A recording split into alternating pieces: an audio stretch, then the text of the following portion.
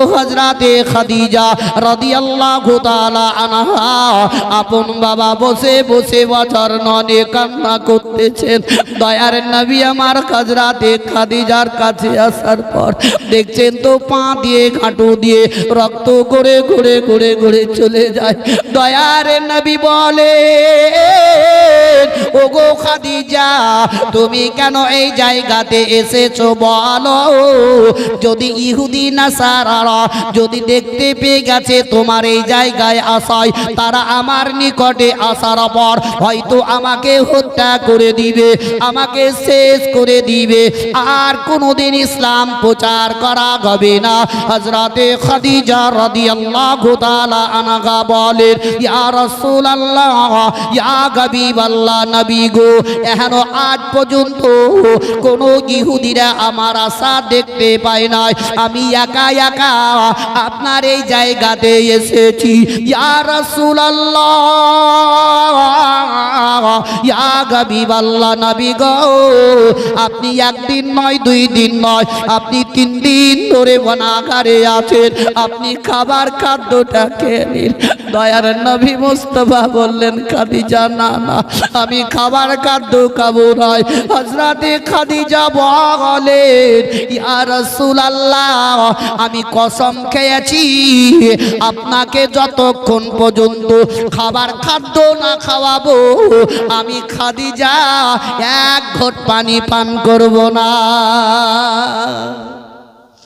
বলছে নবী গো আমি ওয়াদা করেছি, কসম খেয়েছি, আমি যতক্ষণ পর্যন্ত আপনাকে খাবার খাদ্য না খাওয়াবো আমি খাদিজা এক ঘট পানি পান করব না। জোরে বলুন সুবহানাল্লাহ।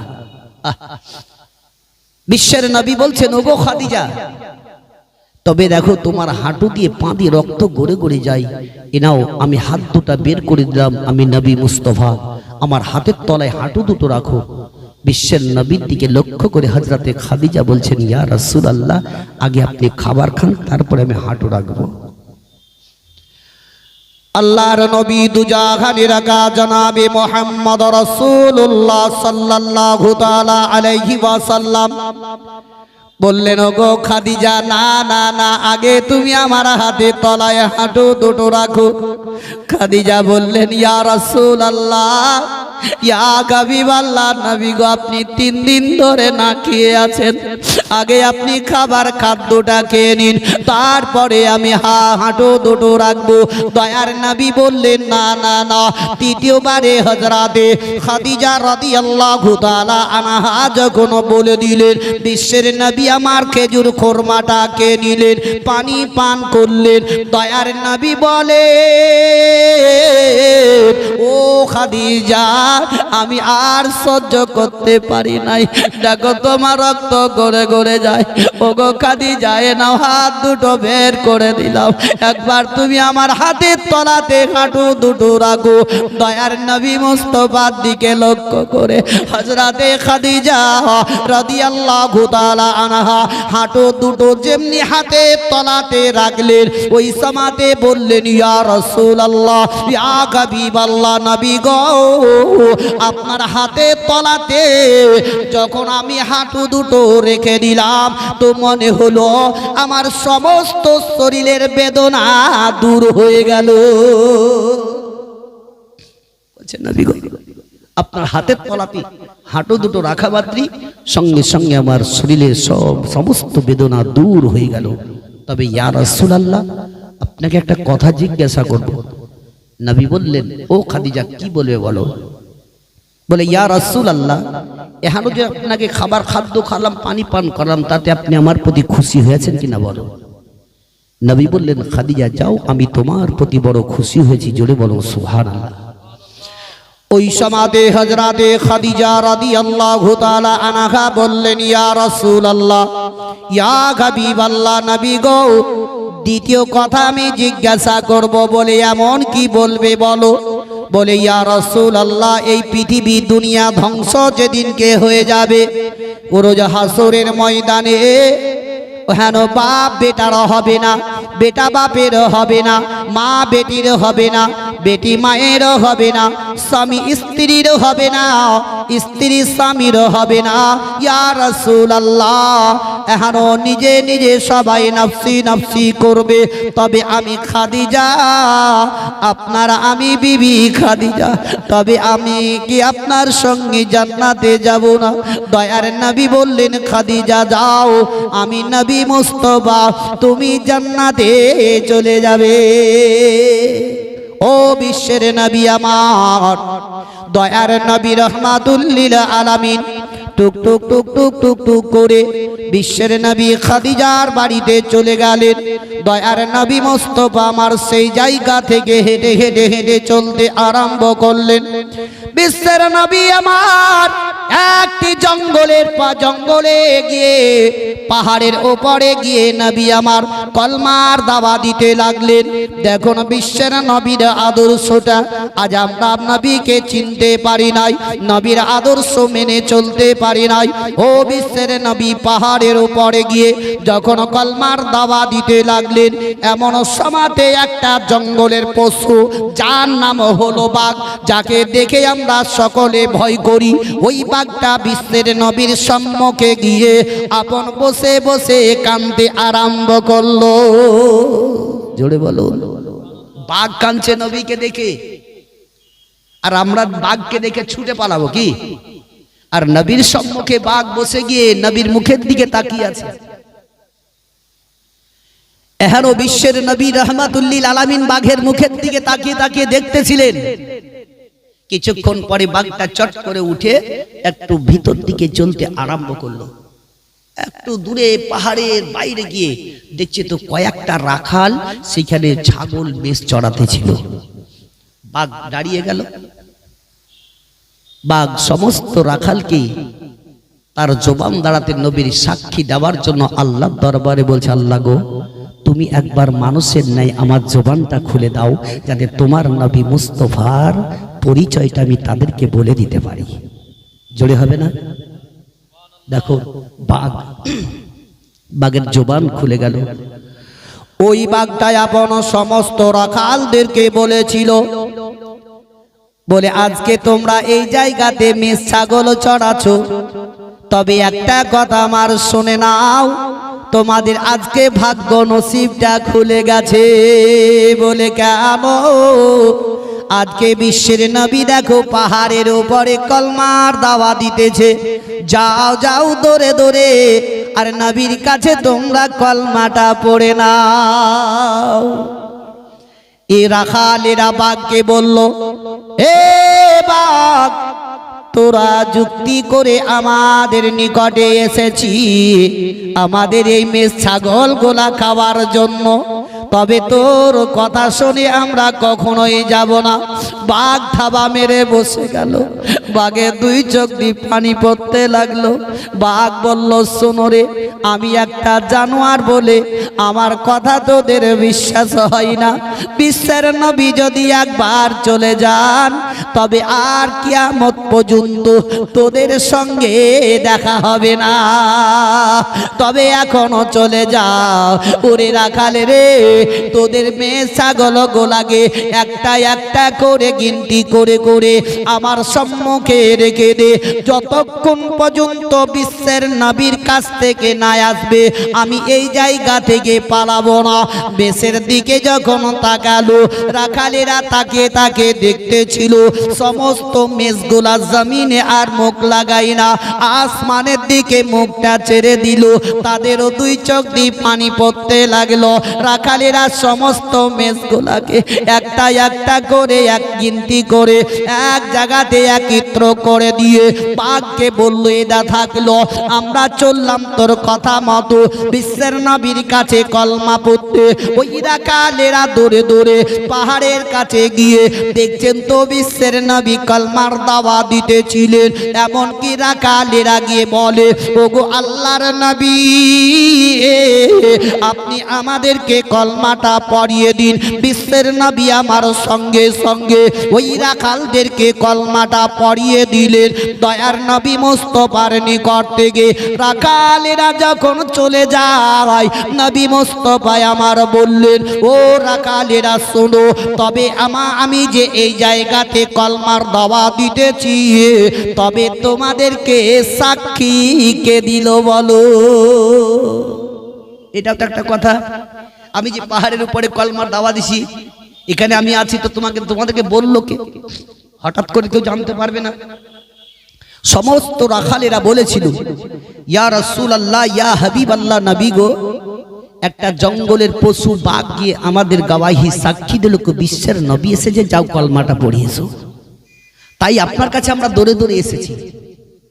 নবী মুস্তাফা বললেন, তবে যাও, যেই বাঘ আমার দিকে লক্ষ্য করে তোমাদেরকে সাক্ষী গওয়াহি দিয়েছে, সেই বাঘকে খালি হাতে না ফিরে একটা ছাগল ছানা তুলে দিবে, তারা যাতে বিতরণ করে খেয়ে নেয়।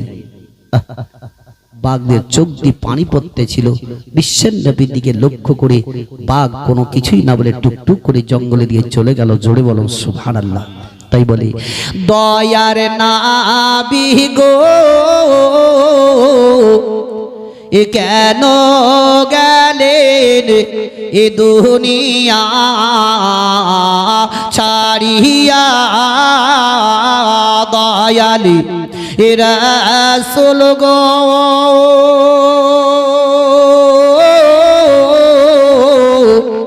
এ মদিনাতে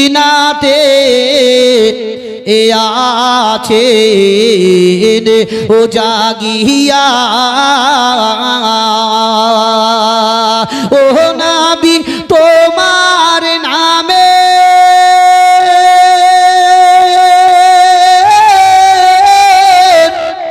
এ মালা গেতে আমরা বেড়াই ঘুরিয়া,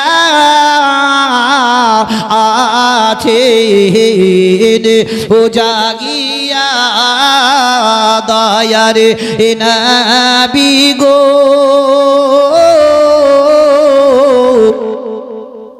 কেন গেলেন এ দুনিয়া ছাড়িয়া, দিবসের একটি বুড়ি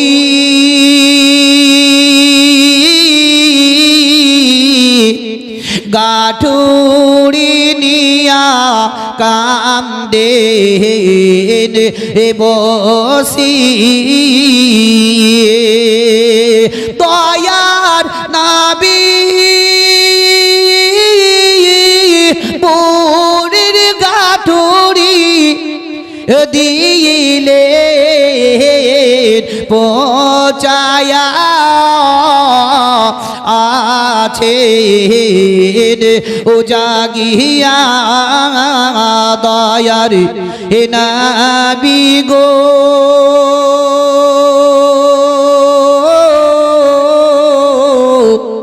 কেন গেলেন এ দুনিয়া ছাড়িয়া,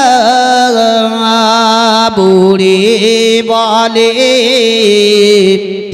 ওরে সোনা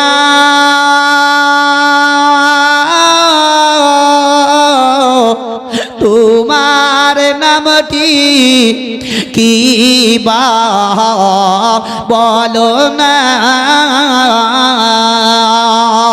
তোমার নামটি ও গো না শুনিলে আমি ছেড়ে দিব না, আছেন ও জাগিয়া, দয়ার নবী গো,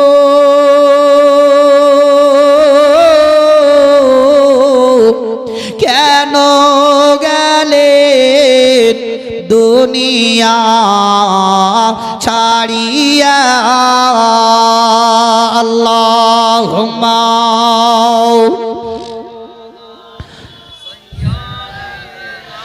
মাওলানা মুহাম্মাদ ওয়া আলা আলিহি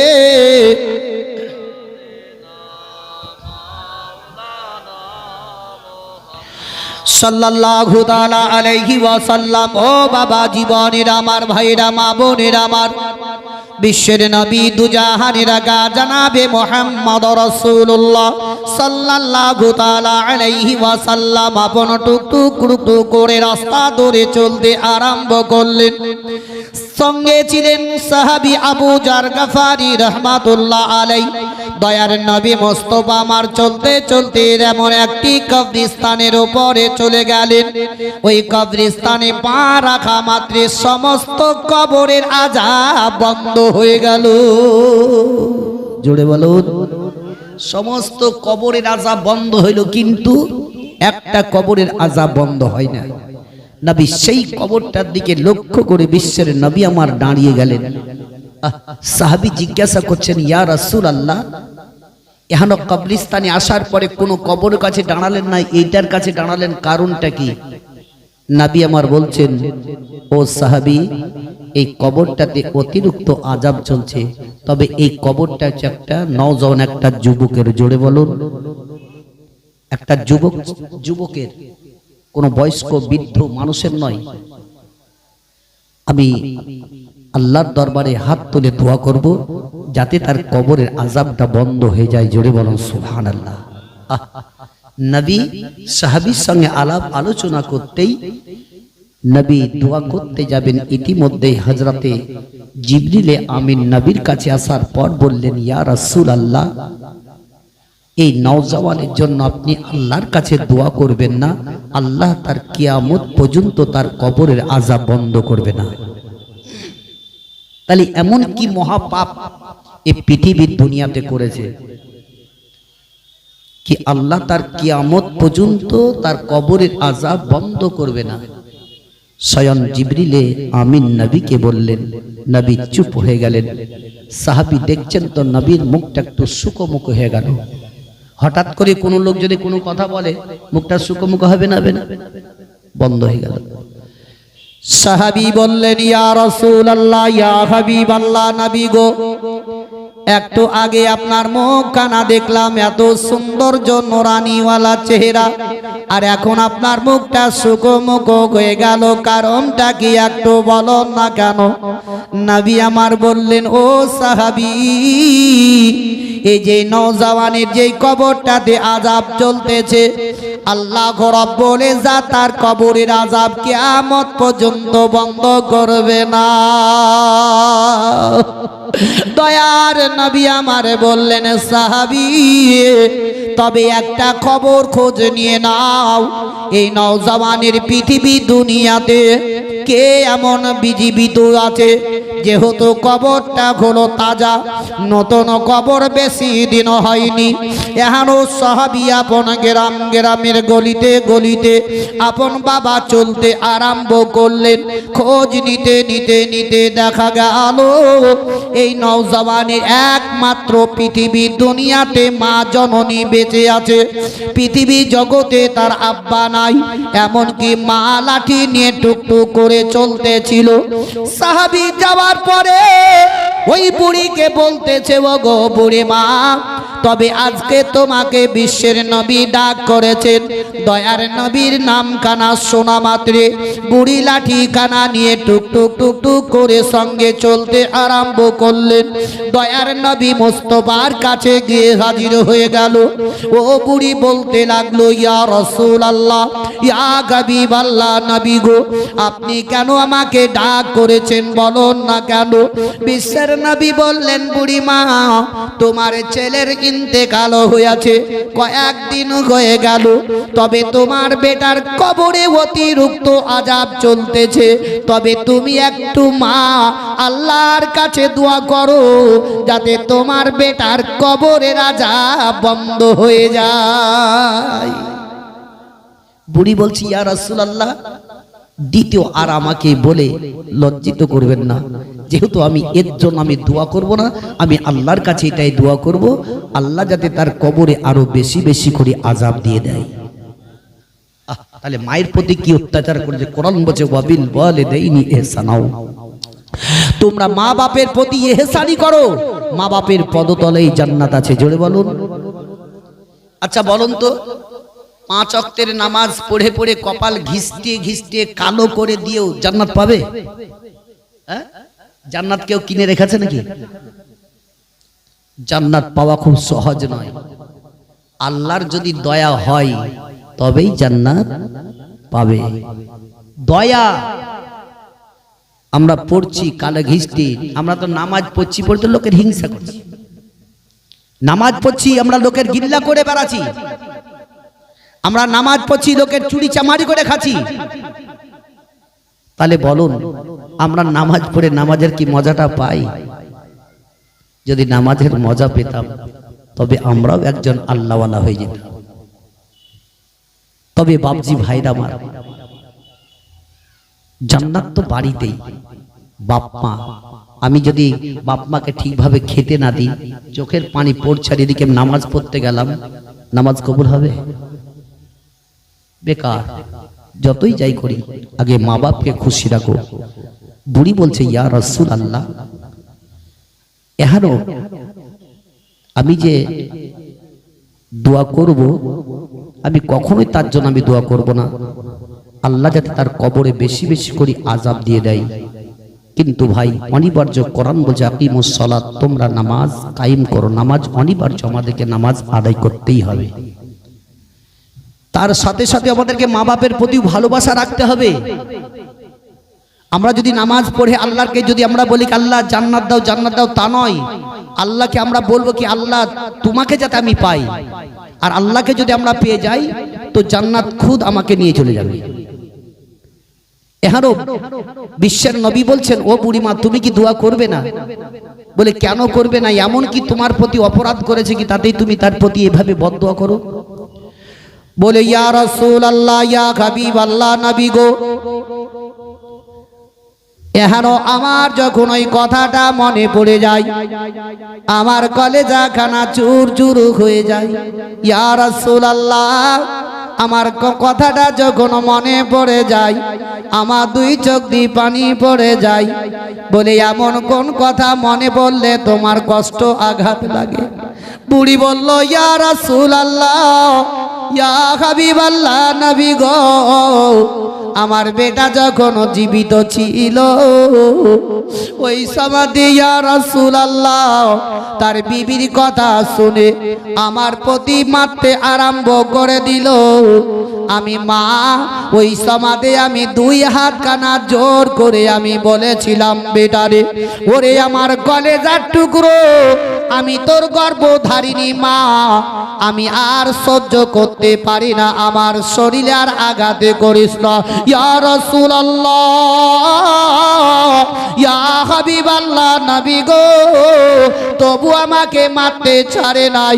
আমি তার পা দুটো ধরে চিৎকার করে কেঁদে কেঁদে বলেছিলাম, ওরে আমি আর কলেজার টুকরো, আমি তোর গর্ভধারিণী মা, আমি তোর পা দুটো ধরে বলি রে বেটা, আমার শরীরে আর আঘাতে করবে না, আমি আর সহ্য করতে পারি নাই। ইয়া রাসূলুল্লাহ, তবু আমার বেটা মারতে ছাড়ে নাই।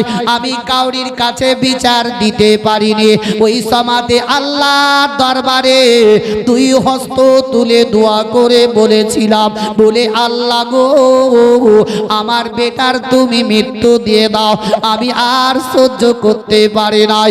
আল্লাহ দরবারে দোয়া কবুল হয়ে গেল, এমনকি আমার বেটার মৃত্যু হয়ে গেল। ইয়া রাসূলুল্লাহ, আমি দ্বিতীয়বারে আল্লাহর দরবারে দোয়া করে বলেছিলাম, আল্লাহ গো, আমার বেটার কবরের আযাব কিয়ামত পর্যন্ত যাতে বন্ধ না হয়। ইয়া রাসূলুল্লাহ, আমি কখনোই তার জন্য দোয়া করব না। আমি জানি গো, জানি তার কবরে আযাব চলতেছে। বিশ্বের নবী বললেন, তুমি হচ্ছ গর্ভধারিণী মা, তুমি যদি একবার দোয়া করো তবে তোমার দোয়া আল্লাহর দরবারে কবুল হয়ে যাবে। বুড়ি বলে ইয়া রাসূলুল্লাহ ইয়া হাবিবাল্লাহ, নবী গো আমি কখনোই তার জন্য দোয়া করব না। দয়ার নবী মুস্তাফা আমার ওই জায়গা দিয়ে একটি মাজিজা দেখিয়ে দিলেন, কোন কৌশলে তার কাছ থেকে দোয়াটা নিতে হবে, নচে তার কবরের আযাব বন্ধ হবে না। বিশ্বের নবী বললেন বুড়ি মা তুমি কি তার জন্য দোয়া করবে না? বলে না না আমি দোয়া করব না। ও বুড়ি মা শোনো গো, এখনো কিতাবের মধ্যে এটা লেখাই আছে কি কোনো মেয়ে যদি বাচ্চা প্রসব করতে গিয়ে মারা যায়, আল্লাহ ওই মেয়েটিকে শহীদের দরজা দিয়ে দেয়। যে বাচ্চা প্রসব করতে গিয়ে মায়েরা যা কষ্ট পায়, ওই কষ্ট পাওয়ার পরে যে বাচ্চা দুনিয়াতে ভূমিষ্ঠ হওয়ার পর বাচ্চা যখন কেঁদে উঠে, গর্ভধারিণী মায়ের কানে যখন আওয়াজ চলে যায়, মা সমস্ত পেছনকার বেদনা সব ভুলে যায়। ভুলে না? দেখবে মা কষ্ট, ও কষ্টকে আর মনে করে না। বিশ্বের নবী বলছেন বুড়িমা তবে দোয়া করবে না? বলছেন না। বলে লাঠিটা দাও। আল্লাহর নবী দয়ার মুস্তাফা বুড়ির কাছ থেকে লাঠিটা নিলেন, নেওয়ার পর লাঠিটা একটা দিক কবর দিলেন, একটা দিক বুড়ির কানে লাগালেন। জোরে বলো সুবহানাল্লাহ। আর সেই সময়তে নবী বলছেন এবার তোমাকে দোয়া করতে হবে না, বাড়ি চলে যাও। বুড়ি একটা পা আগের দিকে যখন বাড়িয়ে দিল, সঙ্গে সঙ্গে কবরের ভিতর থেকে আওয়াজ আসছে, বলে ও গো আমার গর্ভধারিণী মা, এখনো কবরের আযাব আর সহ্য করতে পারি না, মা তুমি একবার আমাকে ক্ষমা করে দাও। ও গো মা আমি বড় ভুল করেছি গো মা। মা তুমি যতক্ষণ পর্যন্ত দোয়া না করবে আল্লাহ আমার কবরের আযাব বন্ধ করবে না। মা তুমি একটু দয়া করো। মা মা বলে যখন বেটা কবর থেকে আওয়াজ দিল, মায়ের কানে আওয়াজ চলে গেল। মা সঙ্গে সঙ্গে লাঠিটা ফেলে দিয়ে বিশ্বের নবীর কাছে যাওয়ার পর বলতে লাগলো, ইয়া রাসূলুল্লাহ ইয়া হাবিবাল্লাহ, নবী গো আমার বেটা বহুত দিন থেকে মা বলে আমাকে ডাকেনি, আজকে কবরের ভিতর থেকে মা বলে যখন ডাক দিল, তখন আমার কলেজাখানা ঠান্ডা হয়ে গেল। ইয়া রাসূলুল্লাহ, মা বলে যখন ডাক দিল তখন ভিতরকার বেদনা সব আমার দূর হয়ে গেল। নবী গো আমি যখন দোয়া করেছিলাম বেটার মৃত্যু হয়েছিল, এখন আমি দোয়া করব যাতে তার কবরের আযাব আল্লাহ বন্ধ করে দেয়। মা বাচ্চাকে ফেলতে পারবে? তাই আমি জোরহাত করে অনুরোধ করে বলবো বাবজি ভাইরা আমার, ও যুবক যুবক ভাইরা, পৃথিবীতে যদি মা বেঁচে থাকে, আপনি যদি ভুল করে থাকেন, মায়ের কাছে সকাল বেলাতে গিয়ে যদি মা বলে ডাক দেন, মা আমি বড় ভুল করেছি, তুমি আমার গর্ভধারিণী মা, তুমি মাফ করে দাও। মা যখন মা শব্দ শুনতে পাবে, মা সঙ্গে সঙ্গে বেটাকে আপন মাফ করে দিবে। মা কোনদিন ছেলেকে ফেলতে পারে না। ও বিশ্বের নবী রাহমাতুল লিল আলামিন সেখান থেকে টুকটুক টুকটুক করে হযরতে মা আয়েশা সিদ্দিকার বাড়িতে গেলেন। হযরতে আয়েশা সিদ্দিকা রাদিয়াল্লাহু তাআলা আনহার বাড়িতে গিয়ে নবী আরাম করতেছিলেন। এমনকি নবীর বিশ্বের নবী হযরতে মা আয়েশা সিদ্দিকার মুখের দিকে দেখছেন, কখনো আয়েশা নবীর মুখের দিকে দেখছেন। ওই সমাদে দয়ার নবী রাহমাতুল লিল আলামিন বিশ্বের নবী আমার বললেন, ও গো আমার হুমায়রা গো আমার আয়েশা সিদ্দিকা, আমার মাথাটা একটু উঁচু করে ধরো। মা আয়েশা সিদ্দিকা রাদিয়াল্লাহু তাআলা আনহা সঙ্গে সঙ্গে মাথাটা উঁচু করে ধরে নিলেন। দয়ার নবী বললেন, ও গো আমার হুমায়রা, আমার মুখখানাকে ওই মসজিদে নববীর দিকে করে দাও। দয়ার নবী মুস্তাফার মুখখানা মসজিদে নববীর দিকে করে দেওয়া হলো।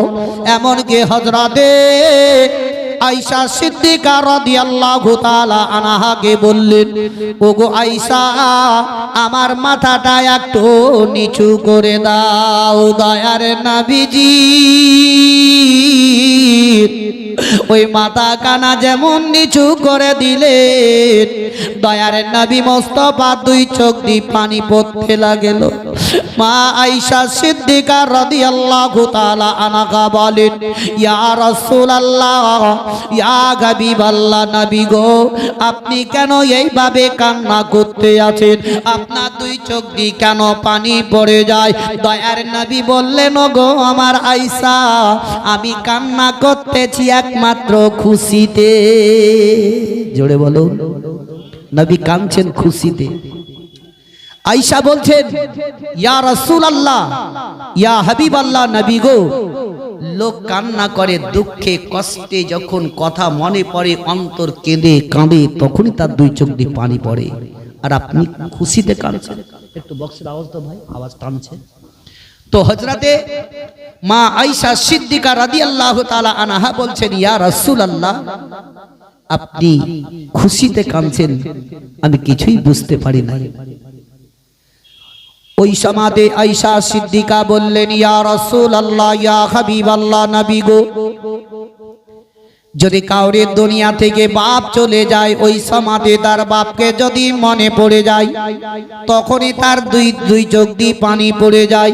যদি কাউরির মা দুনিয়া থেকে বিদায় নিয়ে চলে যায়, মার মুখখানা যখন চোখের সামনে ভেসে উঠবে, ওই সমাতে মা মা বলে চিৎকার করে কান্না করবে।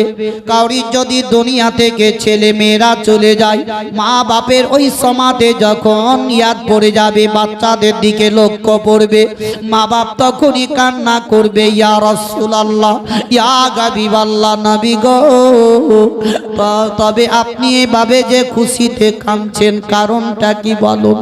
নবী বললেন, আয়েশা, ও আমার হুমায়রা, আমি কান্না করতেছি একমাত্র, দেখো ওই মসজিদে নববীর দিকে লক্ষ্য করে একবার দেখো, দেখো দেখো মদিনার লোকেরা মসজিদে নববীতে নামাজের জন্য একত্র হয়ে তারা ইন্তেজার করতে আছে।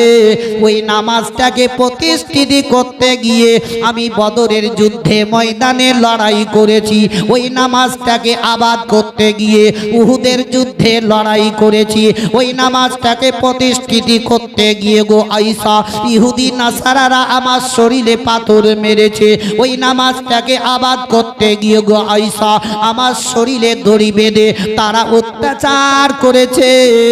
ও আয়েশা, তাদেরকে দেখে আমার একটা কথা মনে পড়ে গেল, কিয়ামত হওয়ার আগে পর্যন্ত আমার উম্মতিরা এই নামাজটা আদায় করবে, তার খুশিতে আমি কান্না করি।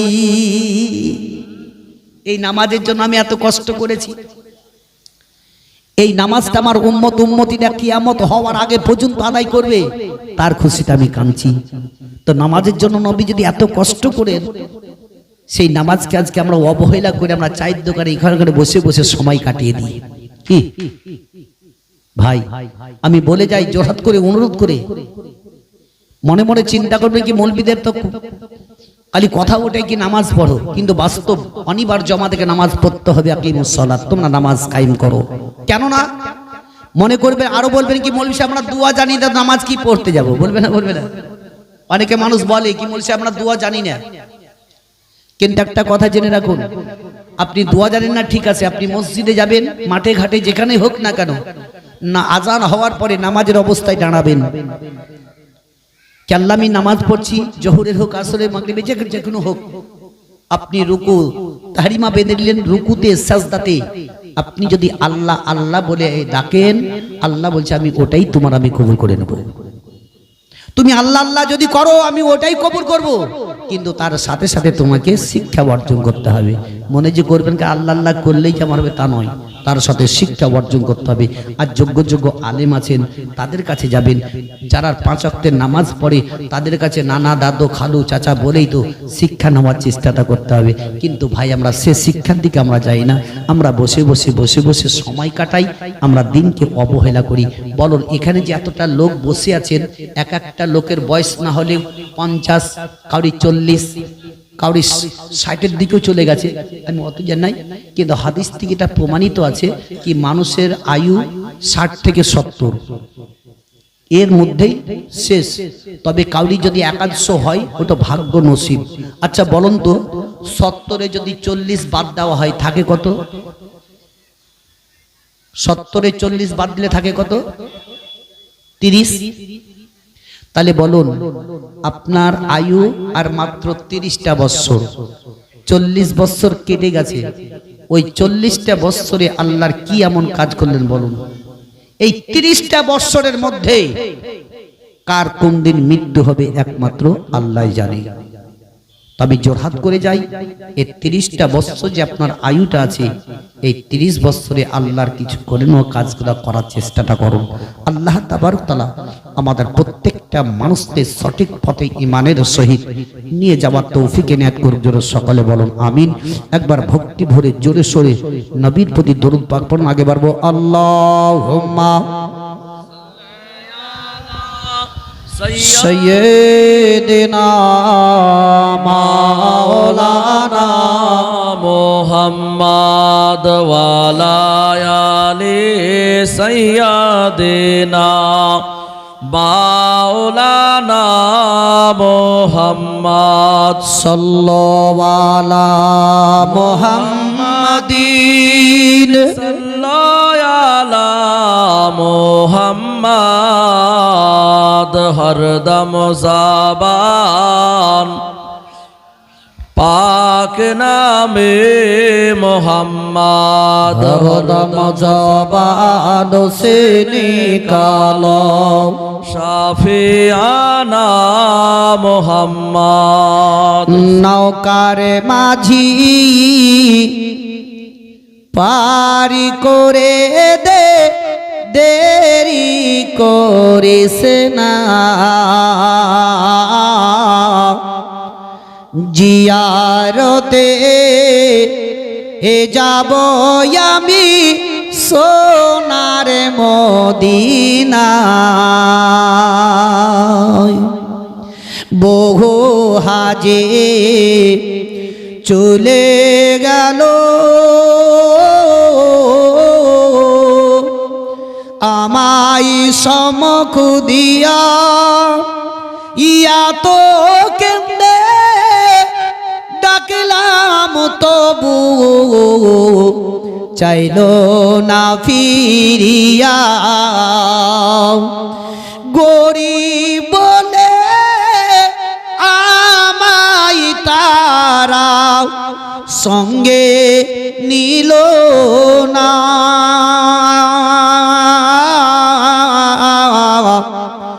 নৌকার মাঝি পারি করে দে দেরি করিস না, জিয়ারতে ও যাব আমি সোনার মদিনায়। আল্লাহুম্মা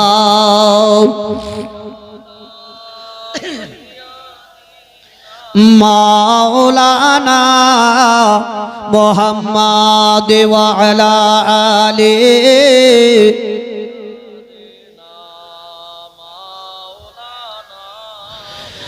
সাল্লাল্লাহু তাআলা আলাইহি ওয়াসাল্লাম। ও বাবা জীবনেরা আমার, ভাইরা, মা বোনেরা আমার, বিশ্বের নবী দুজাগানের আগা জানাবে মুহাম্মদ রাসূলুল্লাহ সাল্লাল্লাহু তাআলা আলাইহি ওয়াসাল্লাম মা আয়েশা সিদ্দিকা রাদিয়াল্লাহু তাআলা আনহার সঙ্গে আলাপ আলোচনা করতেছিলেন। এমন সমাতে স্বয়ং হযরতে জিবরিলে আমিন বিশ্বের নবীর কাছে এসে হাজির হয়ে গেলেন। জিবরিল বললেন, ইয়া রাসূলুল্লাহ, ইয়া হাবিবাল্লাহ, নবী গো, আপনার নিকটে আমি এমন একজন ফেরেশতা নিয়ে এসেছি। নবী গো,